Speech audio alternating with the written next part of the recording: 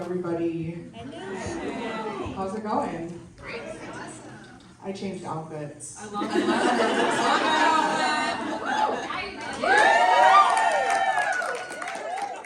All right, that's my thing. I come in nondescript clothes and then I show up and bam, here it is. Here I am. So, I am talking to you guys today about the power of our thoughts, which I'm sure you know because it was on the signs. Okay, so one of the things that I think about probably more than the regular person is how I got where I am, how I got literally right here. I thought about that probably since I was too young to be thinking existential crisis type stuff, but that was me. I was always in the car when I wasn't driving. I was in the car and I'd be thinking, oh wow, that person that I just passed, they have parents, their parents have parents, they have things going on in their lives, and I will never know what's going on. And it just reminds me how small I am in this universe, right? So I think about how crazy it is that I am right here. I mean, how crazy is it that we're right here? That we've made it this far. That we've made it this far and are here in this room together. All of the obstacles that we faced, all of the mistakes that we made, all the problems that we solved, got us here in this room together. And then I think about the fact that we forget how amazing we are. That we forget who we are. And we are whole, resourceful, creative people. And we end up putting ourselves on the bottom of the priority list, apologizing when we don't need to, doubting ourselves. I might have made slides for all of these. We put ourselves on the bottom of the priority list. We over-apologize for everything. Having opinions, opening the door for someone that you weren't supposed to open the door for, just kind of being in the way, but not on purpose. We apologize way too much. And we struggle to accept compliments, but we easily accept criticisms. And then they live in our heads, rent-free, forever.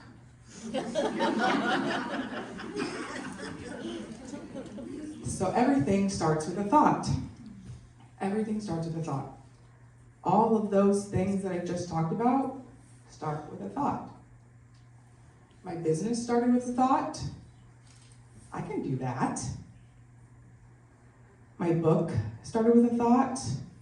I could probably write something cool. My women's conference started with a thought. I want to create a world filled with unapologetically successful women. And my family started with a thought. I can be, and I want to be, a foster parent. So everything started with a thought. Oh, not yet. Thoughts can create, but they can also, can you guys hear me? Is this working? Yes. Okay. Thoughts can create, but they can also destroy. You can end up staying in a toxic relationship for way too freaking long because of a thought. I can't leave him. I wouldn't find anybody better. I deserve this. You can end up staying in a draining job because of a thought. I won't be able to make this much money anywhere else. I need to pay my bills.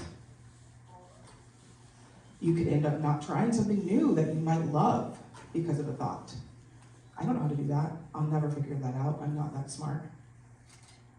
Everything starts with a thought. And now we can go to the slide.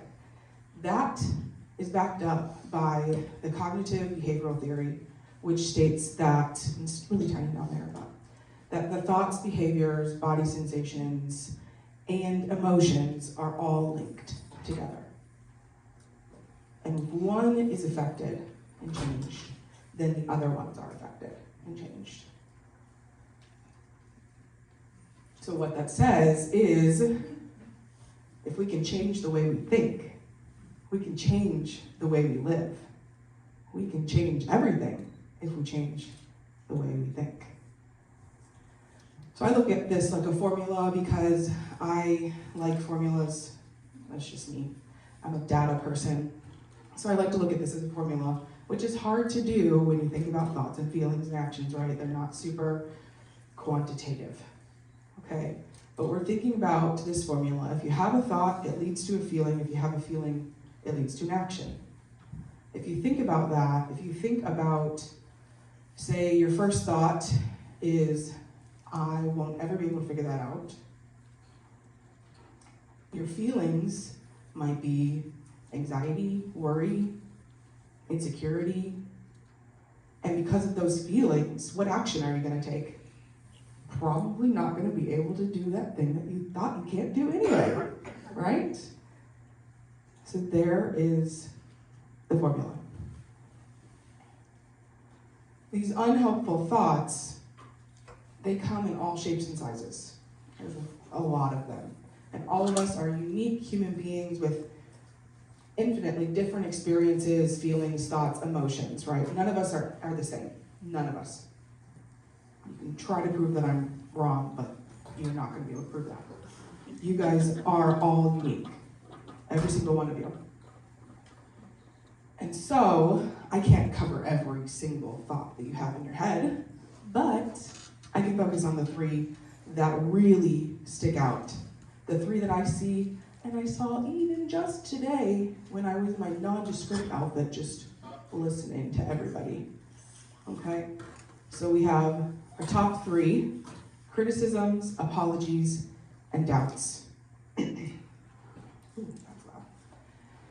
So inside of your folder, before I get started, inside of your folder, there's a worksheet.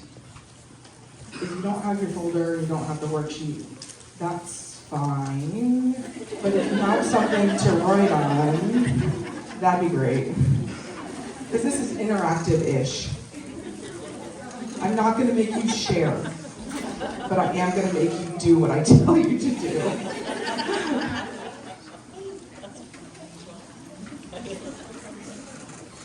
So while you're doing that and grabbing that worksheet, I want to talk to you about criticisms a little bit. I want to tell you my experience with criticisms. Criticisms are that, I see it as that inner negative person, entity in our heads. Maybe it's us, maybe it's our parents, maybe it's a stranger, but it's that nagging voice that tells you that you can't do something, that keeps you stuck, that keeps you from moving forward. And this really showed up for me a lot every time I would look in the mirror. Who can relate to that? Every time I looked in the mirror, I found every single imperfection I could find. Every extra ounce of fat, every acne blemish, every scar, every ingrown hair, every haircut that didn't go my way. I would find every single thing that I could do to criticize myself. I would think thoughts like, I would be prettier if I lost a little weight. I would be so pretty if I didn't have acne. I would have more friends if I didn't look like this. All of those inner criticisms kept me hidden in baggy, nondescript clothes. They kept me from being bold and being who I knew I really was. I peeked out a little bit because I would always wear crazy earrings and bright eyeshadow in high school. But until I realized what I was doing to myself, until I realized that my thoughts in my head were holding me back, I stayed in those baggy clothes. I stayed in those blacks and blues and browns and sweatshirts and clothes too big for me. I stayed hidden. So I want to talk to you guys about criticisms, and I have, I think, 9 different criticisms. It was 12, and then I moved it down to 10, and then I think I deleted one more, so I think there's 9. Okay, so as I'm going through these criticisms, I want you in that first box under criticisms, under thoughts, to write any criticisms that come to mind for you personally. Now, if you've already done this type of work and you don't criticize yourself, good for you. I'm glad that you're on that journey and that you're already there. But I want you to think about criticisms that maybe you've heard your sister say, your daughter, your mom. So if you can't think of any for yourself, think of it for the other women in your life, okay? So, first one, catastrophizing, blowing things out of proportion, assuming the worst possible outcome. My boss didn't respond to my email, they must hate me. They're probably gonna fire me tomorrow. I'm making a joke out of that, but people really think that. Exactly. So think of some catastrophizing type of situations. Maybe it doesn't have to be as extreme as that example, but we do think these. They exist. I've heard them. Okay, we have all or nothing thinking. This comes from my perfectionists out there. How many of you? You don't have to raise your hand, it's fine. I know you're there. So this involves seeing things as black and white. There's not really a lot of gray area. You know, if you can't do something, you're just not going to do it at all, right? So I didn't get that job offer, so I must be unqualified, and I'll never have a successful career. Kind of a little bit catastrophizing too there. But this is all or nothing. So maybe you're never going to apply for that job again, or any type of job like that, because of this thought. Then we have overgeneralization. So where we're making a sweeping conclusion based off one or two instances. I didn't get the promotion, I'll never be successful in my career.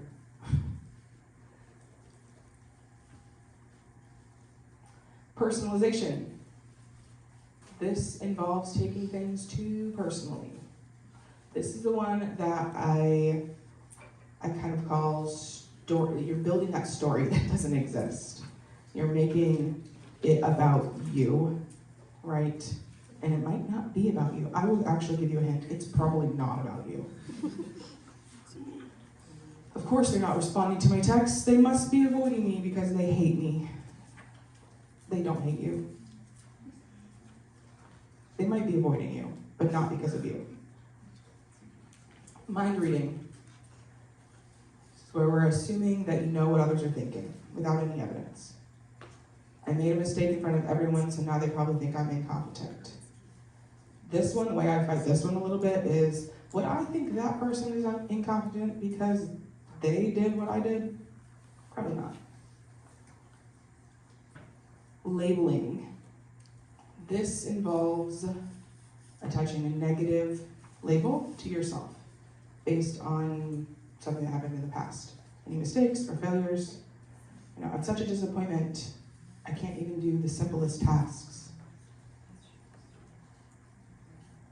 One I hear a lot is, I'm so stupid, I just messed up. I just messed that up. Filtering. This is one where we're focusing mostly on the negative and we don't really see the positive. So something positive might have happened, but you find the negative piece. And I have some theories on why we do that, but I'm not going to go into that in this one. I think I talk about it in my podcast, so you could probably listen there. I'll find it. So this one is, I aced my interview, but I wish I had prepared better and I had answered some questions more confidently. So it's finding something negative out of this positive thing that happened. Should statements. How many of us have those? Probably a lot.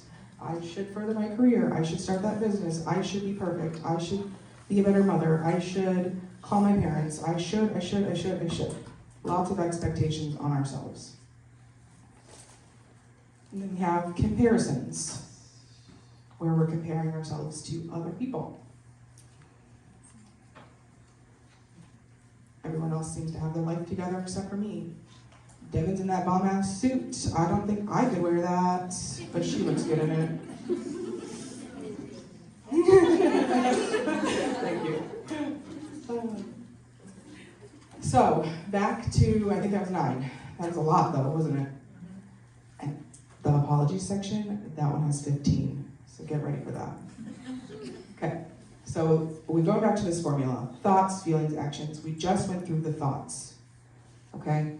Now it's time for the feelings. Ooh. Okay. Feelings. What feelings might come up for us? And because I know that it's hard to figure out what feelings might come up because we think about happy, sad, glad, mad, but we can't think of any other ones. Maybe overwhelmed is in there sometimes too. I put a list. So, those criticisms that you just wrote down.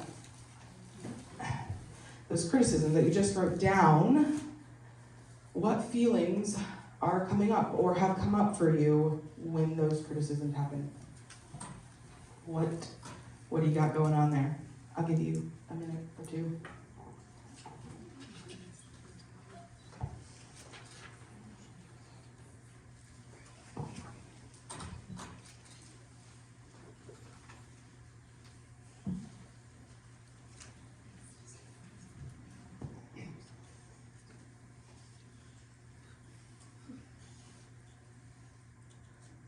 I will happily share this PowerPoint with everyone in here as well. So, just so you know. And this list came from hoffmaninstitute.org. They have a PDF. I didn't use all of them on the list because there was way too many. But I used these ones. Okay, some of you are making eye contact, so I'm going to assume that means that you're ready for the next step. So, some feelings that might come up. We got anxious, cynical, on edge, lonely, hopeless, worried, withdrawn, exhausted, right? So we're criticizing ourselves, and these feelings, they're coming up for us. So if these are the feelings that are coming up because of those thoughts, what actions are going to happen based on that? This is the formula. So actions that might happen because of this. And write yours down, okay? Procrastination, social isolation, anxiety, communication issues with your partner, inability to bounce back from failure, picking yourself apart in the mirror. I gave you that example. Perfectionism, not trying new things, poor decision making. All of these are possible actions because of that thought. And then what I want you to think about is what would happen if we changed that thought. And I forgot to tell you, because I got so excited, that these unhelpful thoughts are also called cognitive distortions, which is a fancy term for unhelpful thoughts, okay? So sometimes I might say that, but this is what I mean, unhelpful thoughts. Okay. I don't have any examples for this because I want you to come up with your own. So, I do have a tool for you. I call it a fact check, and I make a little motion. We're gonna fact check it, okay? So anytime you find yourself criticizing you, you're gonna fact check it, okay? We have to move the leg with it, okay? So we're gonna find evidence that supports or refutes this, okay? And what I wanna tell you, just like I said, I like data. I'm looking at this from a non-emotional standpoint. We're trying to look at this as facts, literally fact checking, okay? So find some evidence that either supports or doesn't support that criticism, okay? Real evidence, okay? I want you to analyze that objectively. Is it real? Is it true? Then I want you to challenge it with a new balanced thought. Maybe your criticism is that you tell yourself that you're ugly. Okay. We look at this, we find evidence to support or refute this. We're going to analyze that evidence, and then we're going to challenge it. And when I say with a more balanced perspective, we're not going to be able to go from I'm ugly to I'm so beautiful, because that's not going to happen, right? We're not going to believe it. So a balanced perspective, something maybe in the middle. You could say, I'm a human being. All right? I'm a human being. Somewhere in the middle. Just, I exist. I'm a human being. Okay? So finding a balanced perspective. And then we're going to take action, because we're now aware of what's going on and we're going to intentionally change that thought. Okay? So we're fact checking these criticisms. So, apologies. How many of you have a reflexive, I'm sorry, every time, all the time? Yeah? You don't have to raise your hand again, but I do know you're there. I know you're there because when I left the bathroom and someone opened the door at the same time, they said sorry. And I don't need a sorry, because it's fine, I'm fine. Or when I tried to leave the lunchroom in here and there was someone in my way, but they were just chit-chatting and minding their own business, and I just said, excuse me, and they said, sorry. And I'm like, no, we don't say sorry. Every time you say sorry for no reason, you owe me $10. You can Venmo it to me, okay? Maybe that'll stop you. So apologies. When I think about these, my story related to this, and I have a few of them, but the one that started my journey, my anti-sorry journey, is when I was a junior in high school, and I know I look really young, but that was a while ago, okay? I'm in my 30s, all right? Okay. So, when I was a junior in high school, I got to go to this fancy schmancy camp for, I don't know, government. I don't really know what it was for, I can't remember. I have a shirt that's on my t-shirt quilt. But at that camp, we had a talent show. It was a talent show. And I'm over here, you know, remember, I'm the baggy clothes kid, right? Wearing my crazy earrings and my bright eyeshadow, but baggy clothes, still hiding. I had the bright idea of being a part of this talent show. Yeah, okay, it was really out of my comfort zone, but I did it. I practiced for like, I don't know, 2 months. I don't even know how I knew that there was gonna be a talent show, but I practiced a long time. And what I did was I played the Mario theme song on the bell set. That is what I did. That was my talent. I could not do that again right now without a lot of practice. So, don't ask. So, in the middle of this bell set montage, I was on this stage, and I'm looking only at my bell set. And I'm not looking at the stage, I'm not looking at the people. I'm playing the Mario theme song, and I got it, and I'm good, and then I mess up. Just one note. And I go, sorry, and then I go back to it, okay? Fine, I did great. One sorry, not bad, right? One mistake, not bad. Perfectionism me, okay, I was a little worried about that, but it was fine. I got off, everybody clapped. I did not win. I don't even know if there was a winner, to be honest. It might have just been for fun. And one of my other juniors said to me, you know, if you hadn't said sorry, I wouldn't have even known you messed up. Light bulb. Holy cow. You wouldn't have even known I messed up if I hadn't said sorry. That blew my mind. Blew my mind. And that was the start of my anti-sorry journey. And it's been a long time coming. And I finally don't say sorry, probably 95% of the time. I still catch myself sometimes. And of course, we're not talking about when you actually have to apologize. When I do say sorry if I hurt somebody or did, you know, something that actually deserves an apology. But those reflexive sorries, I've cut those out. They're done. They're done. Why? Because one, we don't just say sorry. We say, I just wanted to say, or sorry for interrupting, but we don't just say, I'm sorry. We undermine ourselves when we say anything in a more apologetic tone. Any authority we had, out the window when we start a sentence with sorry. And I'm wearing a gosh darn power suit, so I'm not saying sorry, okay? All of us are wearing power suits in our minds, all right? So that's why we shouldn't say sorry, because it undermines our self-worth, it undermines our authority, it undermines us.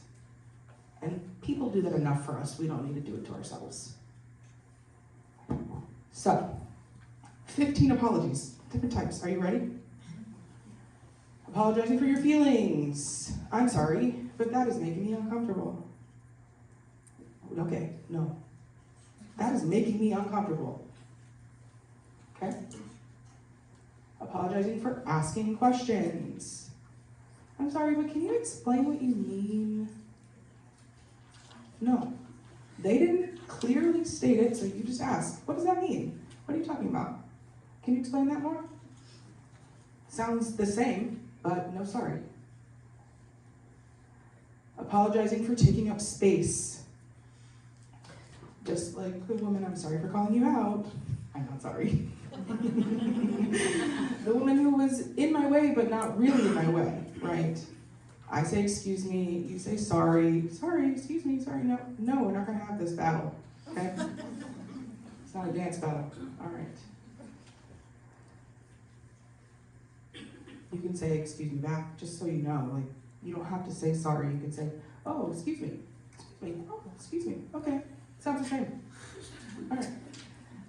Apologizing for other people's mistakes. Do you have, okay, I would say do you have a partner, but it's mostly if you have a husband, if you have a male partner that you have, yeah, if you have a male partner, I don't see this a lot with women partners or non-binary partners. I don't see it very, it's male partners, okay?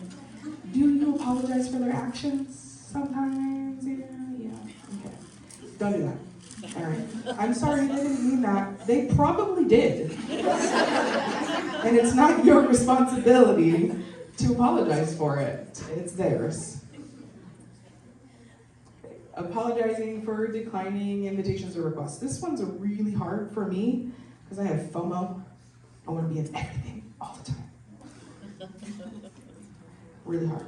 There's another women's conference tomorrow that I really wanted to go to, but I was like, I can't make it. I'm in Saranac Lake. Okay.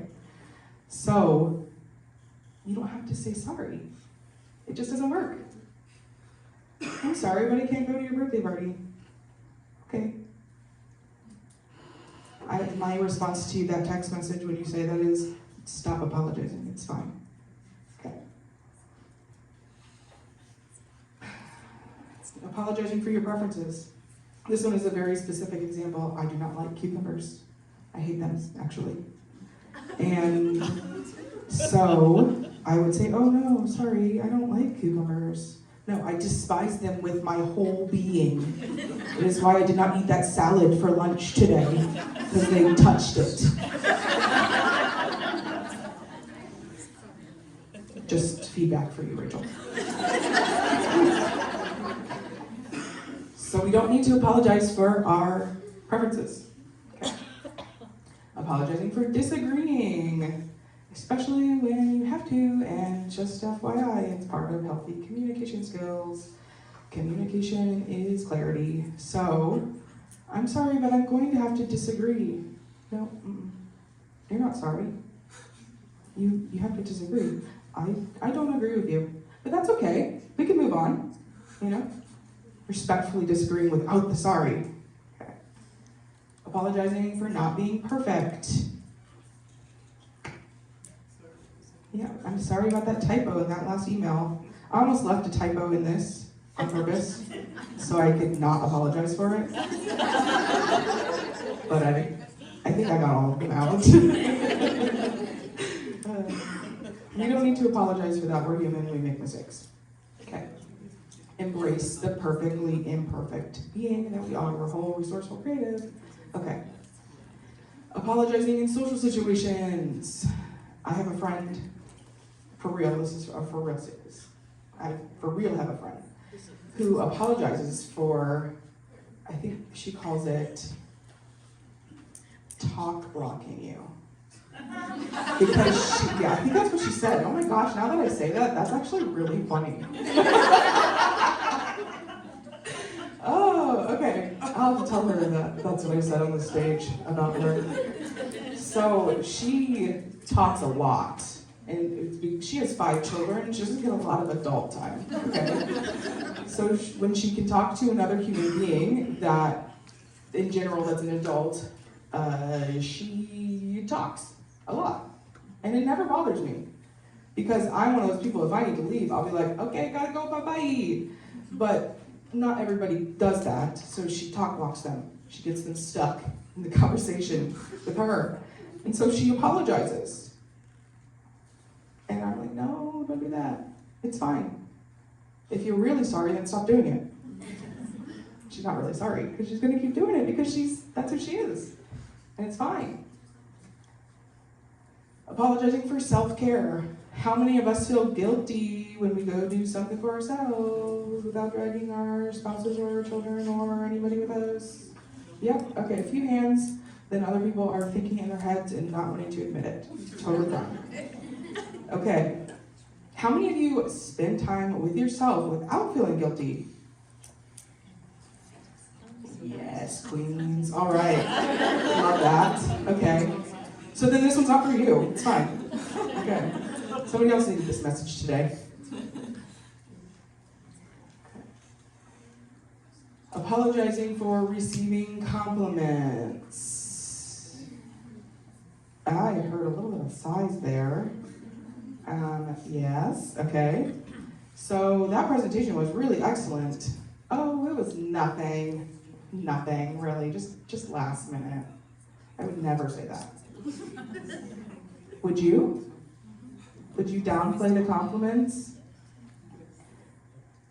Yeah. Okay, apologizing for existing.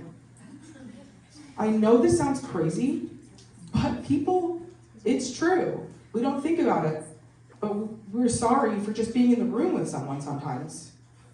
Like we're a burden, right? We're not. I'm sorry for taking up your time.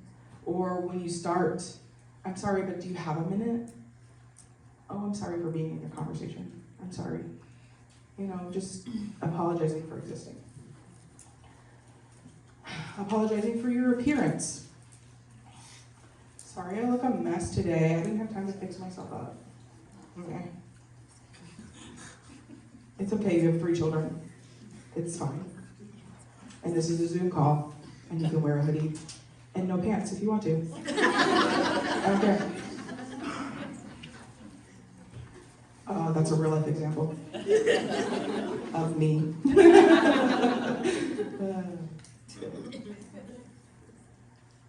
Apologizing to avoid conflict. I'm sorry, but I just think maybe we should consider a different approach. Nope. No, I don't think we should. And then we move on. That is not how you make a different approach happen, right? Okay. Apologizing for taking initiative. I'm sorry, I don't want to step on anyone's toes, but we really need to get this shit done. Yeah, we do. Oh, you're not sorry about it. Just do it. Take the lead. It's okay. All right. That was 15. We made it. We made it through. Okay. Thoughts, feelings, actions. We're doing the same funnel we just did for the first one. Thoughts, what sorries of those sorries came up for you? Put them in the box. Then we're thinking about feelings. What feelings come up when you think about some of those thoughts? When you think, I'm sorry, but I don't wanna cause any problems, so I'm just gonna get really small and share my opinion like it's not what I really believe, but maybe what I thought. You know, what feelings come up? And here's the chart.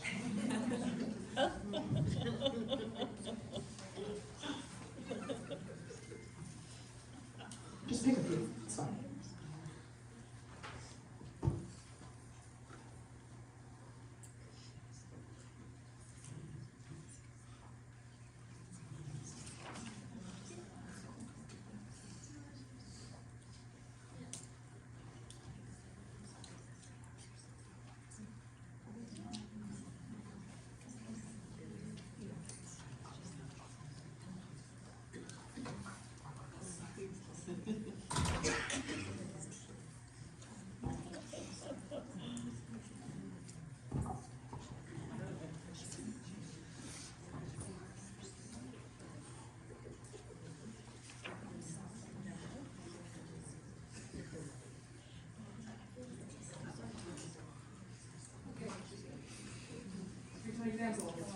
microphone. Here's some examples. You say sorry, there's some guilt going on there, some shame, some apprehensiveness. Is that a word? I think so. Reluctance. On edge, worried, withdrawn, self-conscious, weak. These are some feelings that might come up if you are over-apologizing. Some of those phrases. What actions might happen based on those feelings? We knew this was coming. It's the same one as before. The only difference is the border of the frame. So what actions might happen based on those feelings? People-pleasing, manipulation, gaslighting, toxic relationships, breaking boundaries, social isolation, strained relationships, miscommunication, anxiety, and holding back. We say sorry, we're going to think that we're sorry. And then we're going to stay because we feel guilty or ashamed or worried. And we want them to be happy at the cost of ourselves. So what would happen if we changed these cognitive distortions? It sounds so fancy when I say that. These unhelpful thoughts, these thoughts that destroy. What will happen if we change them? I left you some blank space at the bottom. If you want to write the answer, you can. We don't have to share. I'll know that you're doing it in your mind. Okay, another technique. We're going to slap this away. Okay, we fact checked, and now we're slapping it. Okay, you got to do the little with it. Okay, so S, stay self-aware of your tendency to over-apologize. To fix anything, we have to be aware that it needs to be fixed. Right? Okay. L, let a moment pass. It is okay if you don't say a word. If you think you're going to say sorry, just pause. Freeze. Okay. Assess whether an apology is genuinely warranted. Did you hurt them? Do you need to say sorry? And practice being assertive. Practice being confident. Okay? So slap it. Fact check our criticisms and slap away our apologies. All right. Doubt. Doubt. Okay, this one is a huge one for me. I call myself the exorcist of negative self-talk and self-doubt because it is a huge deal. Doubt exists way too heavily, and specifically in women. This came up for me when, that hand is sweaty, when I got distracted by my sweaty hand. Okay. Doubt came up for me when I was in what I thought was my dream job. It's a few years back, more than a few years back, 5-ish. Time goes slow and fast at the same time. So I was in what I thought was my dream job. I had gone through a rigorous application process and waited for freaking ever for them to hire me. And I loved my job. I loved what I was doing. I loved the people. And I thought I loved my boss because she was my mentor and asked me to apply for this job. Can you guess what happened? It was not my dream job. Not because the job sucked, because the leadership did. They tore me down, told me I wasn't good enough, and then I started to believe it. I told myself and doubted my feelings about this space where I knew I wasn't wanted, but I kept saying, I'll never find something else. I'm not good enough to find another job. This is all out there. This is all that's out there. Maybe I deserve this. What if I really am as bad as they're making it seem like I am? Maybe I don't know what I'm doing. All these doubts came into my mind. Long story short, I did quit. Thank goodness. But I was there for 2.5 years, which felt like a long time. Probably 1.5 years too long. And after they told me that I got defensive, which if you tell someone they're defensive, then it takes away their ability to defend themselves, just FYI. They told me I was creating a hostile work environment, which was strange, and that I didn't know my job, which was also strange because I gave them a weekly report of what I was doing and what I had to do next. So that seemed like an odd response. And after that, after I realized it wasn't about me, they needed someone to be the reason why this department wasn't working. And once I realized that they had taken away my light, my glow, my being, that I had worked hard to bring up baggy clothed kid, right? Once I realized that, I put first I went to the union, right, and then I didn't care. I could have fought it, I guess. Then I went to HR and asked if I could put in a notice because I only had a week until my vacation because my bosses planned it that way, or I didn't even have the 2 weeks to give them when they did this, when they told me these things. But HR was like, yeah, it's fine, 1 week. Okay, so I quit, gave them a 60-page rebuttal to all of their points. Yes, that is me. I had proof backing up everything to say to them. And I was like, okay, and then I said bye, and I went to Korea. Yep, that sounds strange, but that is what I did. My husband was stationed in South Korea at the time, and I said deuces, and I went there, and then I got stuck there. That's a whole nother story for another time. So basically, that was the moment when I realized that my glow was gone and I needed to find it. That's when I realized my doubt was holding me back, this doubt that had been built into me from other people. And it started my journey to how I got here in this room to tell you guys to stop talking shit about yourself and apologizing and downing you. Yeah. Okay. So I don't remember how many doubts there are, but we got performance self-doubt. Am I really good enough, or am I just pretending?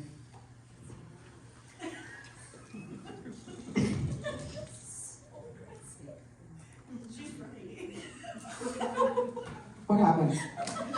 I need to know the tea. Like, just too loud. That's you. Oh, well, I'm glad my points are being made. Thank you. Okay. That is, I knew there would be at least one in the room. All right. Social self-doubt. Do I really fit in here, or are they just tolerating my presence? Do my friends actually like me? Probably. They probably also don't like that I tell them to stop saying sorry aggressively. Spend a week with me and your sorry will be gone. Appearance self-doubt, okay? Do I really look okay, or are people just being polite when they say I do? It doesn't matter. Show up anyway and say thank you. Okay. Relationship self-doubt. Do they really love me, or are they just putting up with me? Are they just tolerating my presence? Decision-making self-doubt. Am I making the right choice? Is this a mistake? Do I know what I'm doing? Second guessing.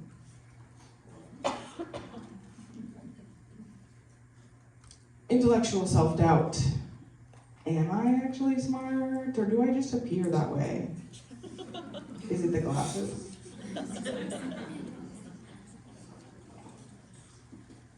I am smart. That's what you need to say to yourself. Okay. Emotional self-doubt.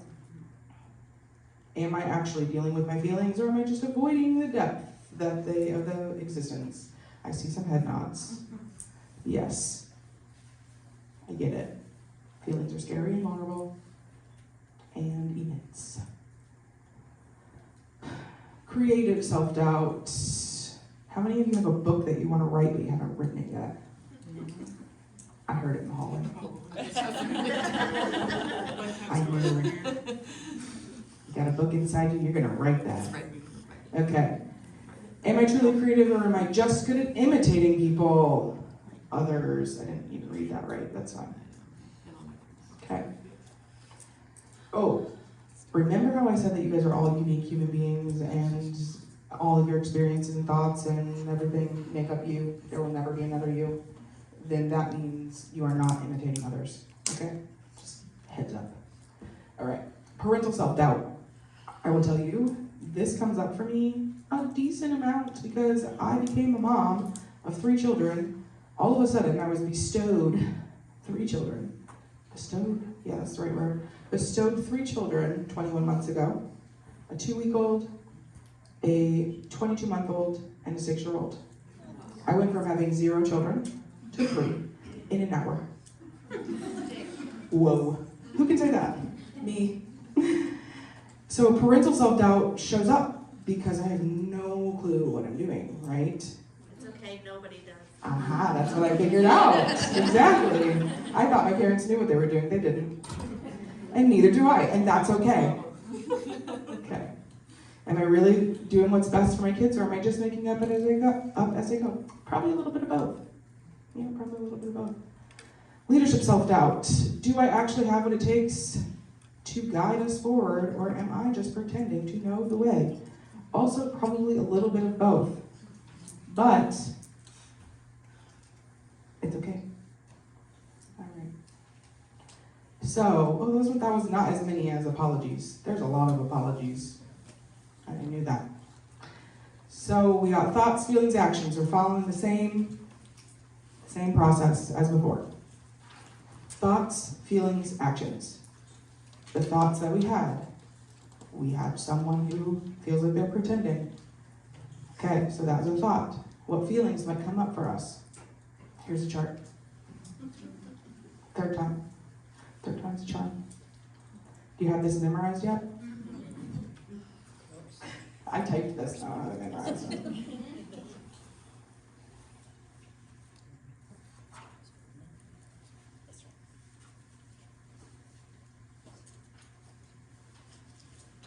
And I guess you have at least 1 or 2 written by now. Okay.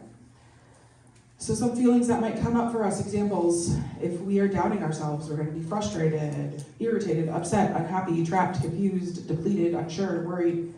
One of the things that really showed up for me was every start of my work week, I would pick a fight with my husband for no reason. No reason. I thought there was a reason, but it was just because I was worried and irritated and stressed about seeing my boss's car in the parking lot the next day. And the eggshells that I had to walk on and the butterflies in my stomach and how I would doubt myself with every email and reread every email 10 times before I sent it. So what actions might happen based on those feelings? You might pick a fight with your husband. Procrastinate. Try to be as perfect as possible, which then leads to the procrastinating. Avoiding challenges, difficulty making decisions, breaking boundaries, social withdrawal, strained relationships, miscommunication, anxiety, lack of self-care, or seeking external validation. A lot of actions might happen because of those feelings, and those feelings happen because of those thoughts. So what would happen if we changed these unhelpful thoughts? I'm sweating. I knew that would happen. Okay, what would happen? Maybe you would be on a stage in front of 100 women talking about how amazing they are in a roundabout way. If you stopped doubting yourself. So what can you do about it? All right, so we fact-checked our criticisms. We slapped away our apologies, and now we are going to snap a pic for our, what are we on? Doubts. So, for a pick, practice self-compassion and self-care. Those of you that are not guilty for your self-care, yes, you've got this. Okay. I intentionally work on our personal growth, so we have to do this with intention. If we're doubting ourselves, we have to intentionally work on loving ourselves.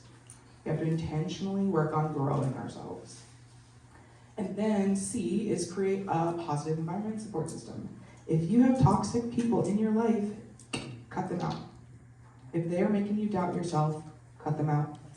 Create a world filled with people who want to be in it. Some of those people might be in this room. Okay, so everything starts with a thought.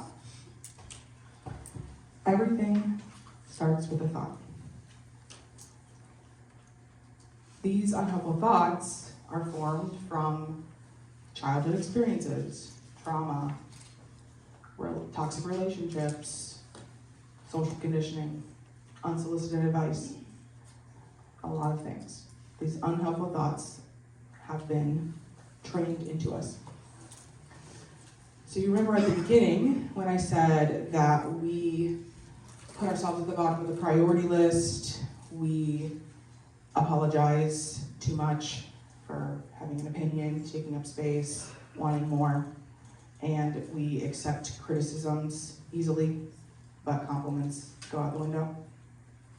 Maybe I didn't say it exactly like that, but you got the gist. So at the beginning, when I said that, I didn't explain why, so I want to explain why. Why do we do that? Because we have been taught to think small. We have been taught from an early age that we are too much, too bold, too quiet, too loud, too bossy, too skinny, too fat, too intense, too pretty, too plain, too much. We've been taught to think small, stay in our box, and be grateful for it.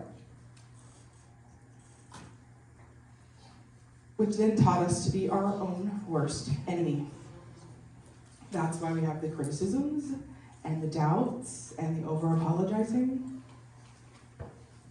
We blame ourselves over and over and over again because we've been taught that we are too much. And here's the truth. You're never going to be good enough because you're always going to be too much to someone. So you might as well be too much. You might as well show all the way up because you're not going to please everyone. So to do this, I've created 6 rules that you guys are all now going to follow because I am your ringleader in my power suit. So I call this my woo manifesto. The woo manifesto. Emphasis on the woman. Okay. Oh, so there's 6 rules. Okay. 6 rules. The first one, prioritize yourself. Okay? All right, I'm watching you. Next, be unapologetically yourself. Don't say sorry for being you, for existing, for taking up space, for wanting more. No, we're not doing that anymore. F what everyone else has to say about you. I decided to be sort of politically correct. I could have put stars in there, but you get the gist. What other people think of you is not your responsibility. Take up space. Yes. All the space. Like a man on the subway. Take up space. Believe in yourself. As much as you believe in other people, believe in yourself. 100 times more. Make people think you're so crazy because you believe in yourself so much. Like that you belong in the loony bin because you have so much belief in yourself. And show up for yourself. It goes back to, I think Mindy said it earlier, about how if someone asked you for a ride, then you would probably say, yeah, absolutely. But then you wouldn't ask somebody else for a ride for you. So show up for yourself as much as you would show up. Just going back to the believing in yourself. Show up so much. Show up in your power suit. Show up. Okay, there's all of them. If you want to take a picture, you can. If you don't, that's fine too. I should have told you at the beginning that there was one with all of them, because now you probably have 7 pictures. But I love it. Put it as your background. Okay. So these are not just rules.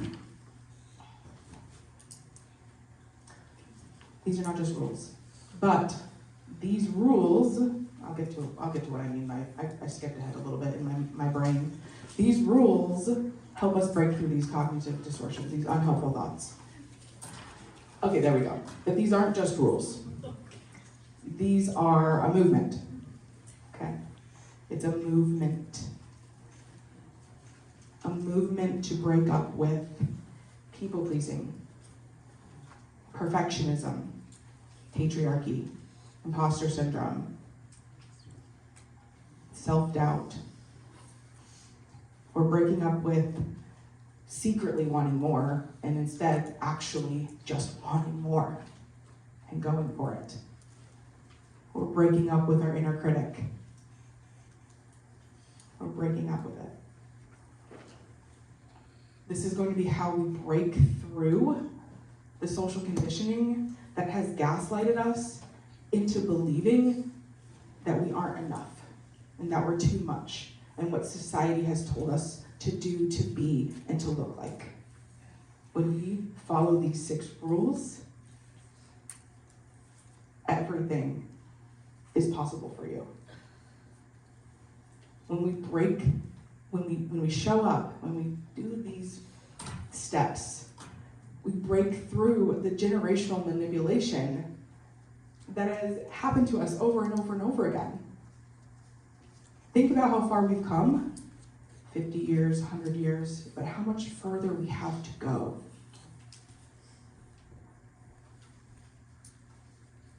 And we get to break up with these cognitive distortions and show up for ourselves. We get to hold space for our desires and our dreams and our wants. We get to grow and expand and fill every room with our presence, without apologies, without criticisms, and without doubts. And all of this starts with a thought. You in?